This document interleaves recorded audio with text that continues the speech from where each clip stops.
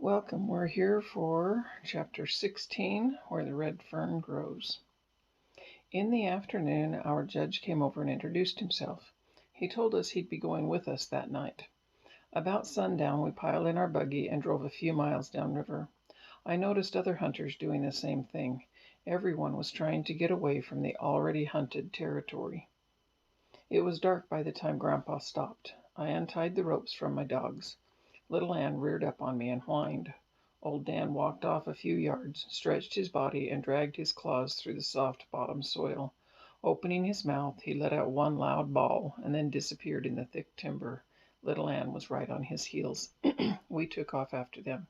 Grandpa got nervous. He said to me, "Don't you think you ought to whoop to them?" I told him to wait a little while. There would be plenty of time for whooping. He snorted and said he thought a hunter always whooped to his dogs. "I do, Grandpa," I said, "but not before they strike a trail." We walked on. Every now and then we would stop and listen.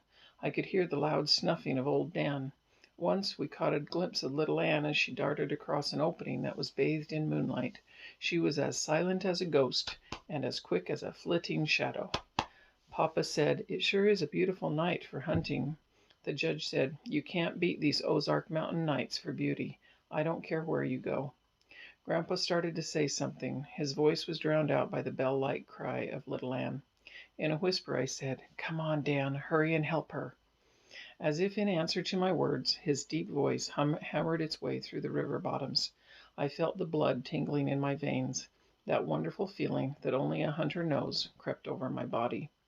Looking over at Grandpa, I said, "Now you can whoop." Jerking off his hat and throwing back his head, he let out a yell. It wasn't a whoop or a screech. It was about halfway in between. Everyone laughed. The coon was running upriver toward our campground. We turned and followed. I could tell by the dogs' voices they were running side by side and were hot on the trail.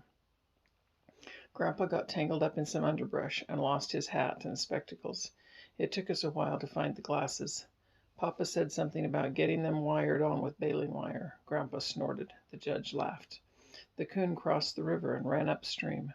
Soon my dogs were out of hearing distance. I told Papa we had better stay on our side of the river and keep going until we could hear them again. 20 minutes later, we heard them coming back. We stopped. "I think they've crossed back to our side," I said. All at once the voices of my dogs were drowned out by a loud roar. "What in the world was that?" Grandpa said. "I don't know," the judge said. "Reckon it was wind or thunder." About that time we heard it again. The judge started laughing. "I know now what it is," he said. "Those hounds have run that coon right by our camp. The noise we heard was the other hunters whooping to them." Everyone laughed. A few minutes later I heard my dogs bawling, "Treed." On reaching the tree, Papa ran his hand back under his coat. He pulled out Grandpa's gun. "That's a funny-looking gun," the judge said. "It's a 410 gauge pistol, isn't it?" "It's the very thing for this kind of work," Papa said. "You couldn't kill a coon with it if you tried, especially if you're using birdshot. All it will do is sting his hide a little." At the crack of the gun, the coon gave a loud squall and jumped. My dogs lost no time in killing him. We skinned the coon and soon were on our way again. The next time my dogs treed, they were across the river from us. Finding a riffle, we pulled off our shoes and started across. Grandpa very gingerly started picking his way. His tender old feet moved from one smooth rock to another. Everything was fine until we reached midstream, where the current was much swifter. He stepped on a loose rock. It rolled, and down he went. As the cold river water touched his body, he let out a yell that could have been heard for miles. He looked so funny we couldn't keep from laughing. Papa and the judge helped him to his feet. Laughing every step of the way, we finally reached the other side. Grandpa kept going in his wet clothes until we reached the tree where the dogs were. After killing the coon, we built a large fire so Grandpa could dry his clothes. He'd get up as close to the fire as he could and turn this way and that. He looked so funny standing there with his long underwear steaming. I started rolling with laughter. He looked over at me and snapped, "What's so funny?" I said, "Nothing." "Well, why are you laughing?" he said. At this remark, Papa and the judge laughed until their eyes watered. Mumbling and grumbling, Grandpa said, "If you fellows were as cold as I am, you wouldn't be laughing." The judge looked at his watch. "It's after 3 o'clock in the morning," he said. "Do you think they'll tree another one?" As if to throw the words back in the judge's face, old Dan opened up. I stood up and whooped, "Hoo-hoo-ee! Get him, Dan! Get him! Put him up a little tree!" There was a mad scramble. Grandpa tried to put his breeches on backwards. The judge and Papa ran over to help him with his shoes. Each one tried to put a shoe on the wrong foot. I was laughing so hard I could do nothing. 100 yards from the fire, I realized we had forgotten the coonskins. I ran back for them. My dogs had jumped the coon in swampland. He tore out for the river bottoms. I could tell they were close to him by their fast bawling. All at once, their baying stopped. We stood still and listened. Old Dan howled tree a few more times and then stopped. Grandpa asked, "What's happened?" I told him the coon had probably pulled some kind of trick. Coming up to my dogs, we saw they were working up and down an old rail fence. We stood and watched. Every now and then, old Dan would rear up on a large hackberry tree that was standing about 7 feet from the fence and bawl treed. As yet, little Ann had not balled the tree bark. We watched her. She was working everywhere.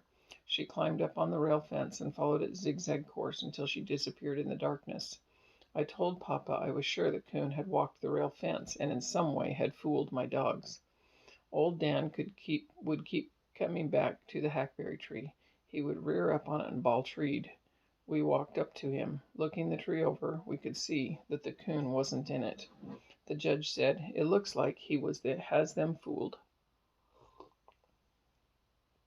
"Maybe you'd better call them off," Grandpa said. "We can go someplace else and hunt. We've got to get one more coon, even if I have to tree it myself." For some reason, no one laughed at his remark. "It's almost daylight," Papa said. "Yes, that's what has me worried," I said. "We don't have time to do any more hunting. If we lose this one, we're beat." Hearing the word beat, Grandpa began to fidget. He asked me, "What do you think happened? How did the coon fool them?" "I don't know for sure," I said. "He walked that rail fence. The hackberry tree has something to do with his trick, but I don't know what."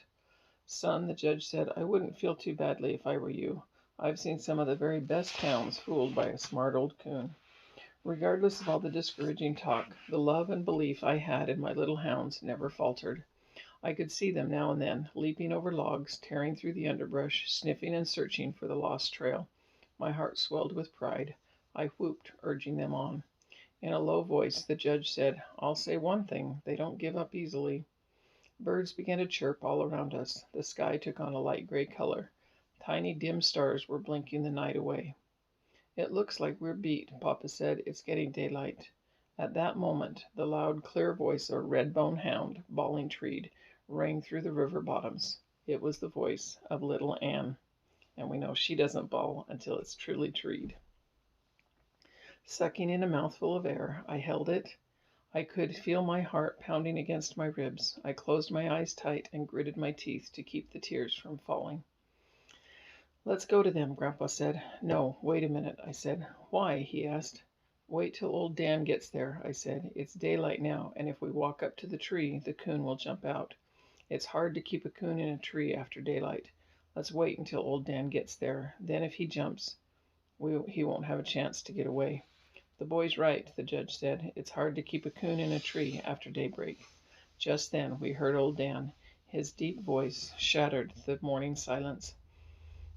Searching for the lost trail, he had crossed the fence and worked his way out into the field. Turning around, we saw him coming. He was a red blur in the gray morning shadows. Coming to the trail fence, and without breaking his stride, he raised his body into the air. About halfway over and while still in the air, he bawled.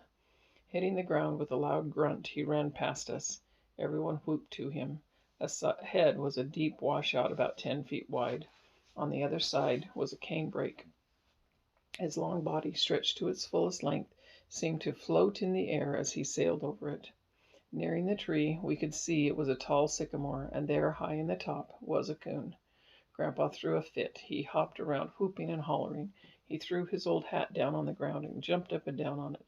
Then he ran over and kissed little Ann on the head. After we killed and skinned the coon, the judge said, "Let's walk back to that old fence. See if we can figure out how he climbed that tree." He looked around and figured it out. "Well, He looked at me. Well, son, he said, you have tied the leading teams. There's only one more night of eliminations. Even if some of them get more than 3 coons, you will still be in the runoff, and from what I've seen here tonight, you have a good chance of winning the cup. I knew that Little Ann had scented the coon in the air, and the same as she had the ghost coon. I walked over and knelt by her side. The things I wanted to say to her I couldn't, for the knot in my throat, but I'm sure she understood. That day I tried to get some sleep in our tent, but the soaking Grandpa had taken in the river had given him a cold, causing him to snore. I never heard such a racket in all my life. I'd have sworn he rattled the paper sacks in our grocery store. Taking a blanket, I went out to my dogs. Little Ann had wiggled up so close to Dan as she could. Prying them apart, I lay between them and fell asleep. The last night of the eliminations turned out like the second night. None of the judges turned in more than 2 hides. That day about noon, the owners of the other winning teams and I were called for a conference with the head judge. He said, "Gentlemen, the eliminations are over. Only 3 sets of hounds are left for the runoff. The winner of tonight's hunt will receive the gold cup. If there is a tie for the championship, naturally there will be another runoff."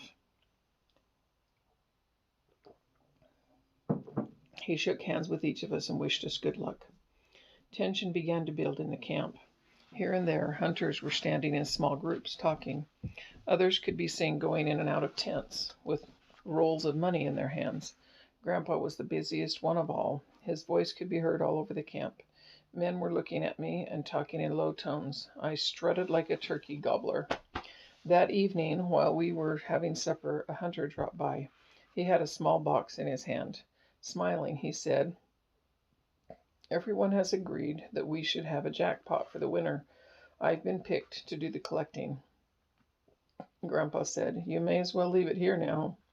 Looking at me, the hunter said, "Son, I think almost every man in this camp is hoping you win it, but it's not going to be easy. You're going up against 4 of the finest hounds there are." Turning to my father, he said, "Did you know the 2 big Walker hounds have won 4 gold cups?" Very seriously, Papa said, "You know I have 2 mules down on my place.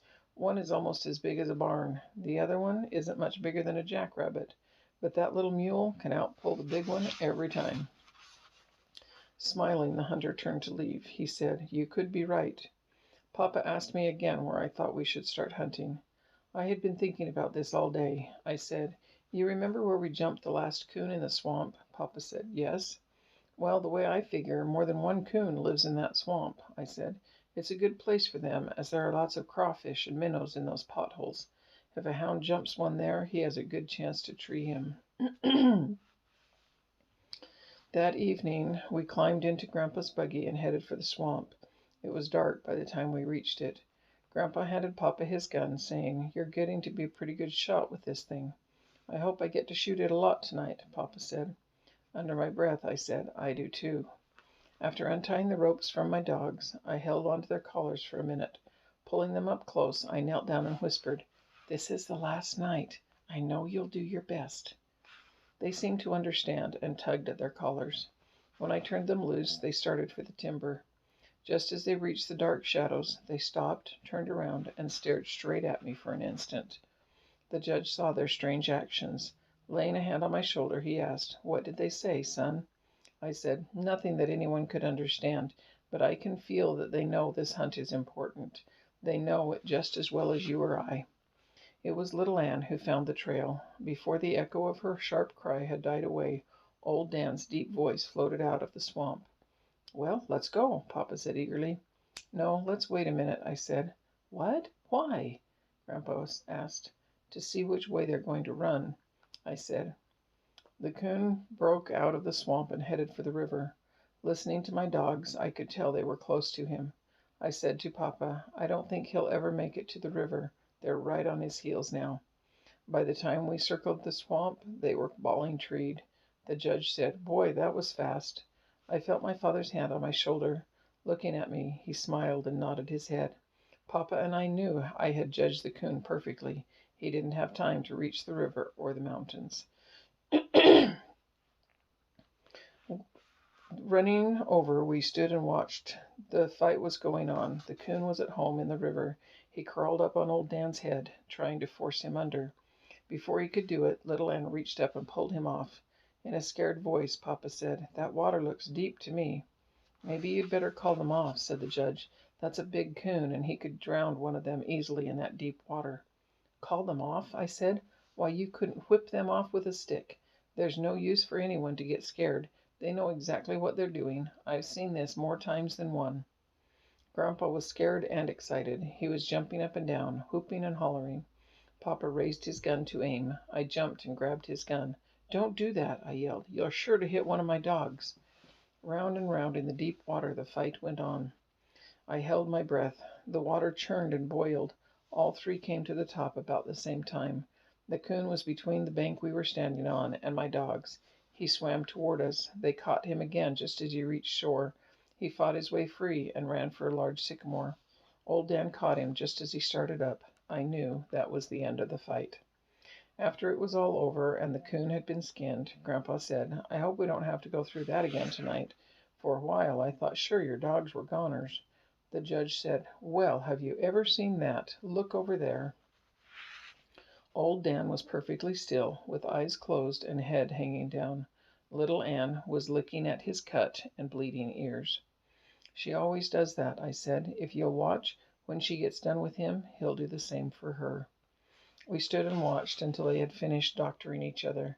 Then, trotting side by side, they disappeared in the darkness. We followed along, stopping now and then to listen. Again, there's another clue for old Dan and little Ann and their commitment to each other and how unusual it is.